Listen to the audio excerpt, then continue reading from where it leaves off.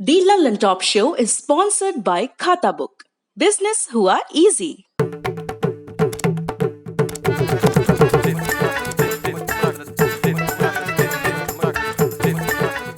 झंझट से मुक्ति, खाता बुक से दोस्ती। खाता बुक, बिजनेस हुआ इजी।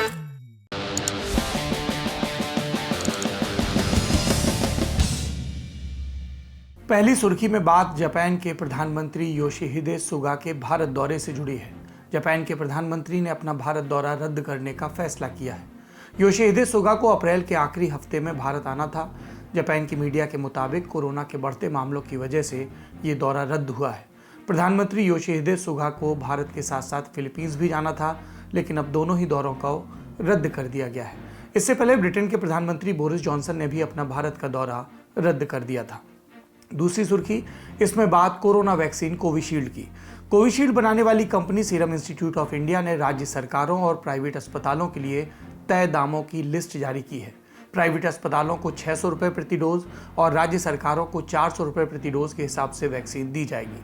सीरम इंस्टीट्यूट के सीईओ अदार पूनावाला ने अपने बयान में कहा कि अगले 2 महीने के लिए कंपनी बड़े स्तर पर केंद्र और राज्य सरकारों को वैक्सीन उपलब्ध कराएगी। 4-5 महीने के बाद वैक्सीन का प्रोडक्शन बढ़ने के साथ ही इसे रिटेल बाजार के लिए भी खोल दिया जाएगा। हालांकि यूपी, एमपी, छत्तीसगढ़ और असम की सरकारों ने 18 साल से ऊपर के लोगों को मुफ्त टीका देने का ऐलान किया है। ये राहत की खबर है। अगली सुर्खी, कोरोना वैक्सीन बनाने वाली स्वदेशी कंपनी कोवैक्सीन ने भी बनाई। भारत बायोटेक और आईसीएमआर ने कोवैक्सीन के फेज 3 ट्रायल का डेटा जारी कर दिया है। इसके मुताबिक इसकी क्लिनिकल ट्रायल में जो प्रभावी होने की दर है वो 78% है। हालांकि ये इंटरिम डेटा है, फाइनल डेटा जून तक आ सकता है। आईसीएमआर ने यह भी दावा किया है कि कोवैक्सीन कोरोना के सभी तरह के वेरिएंट्स के लिए प्रभावी है। हम जानते हैं कि भारत में कोरोना की नई लहर के पीछे डबल म्यूटेंट स्ट्रेन को कारण माना जा रहा है।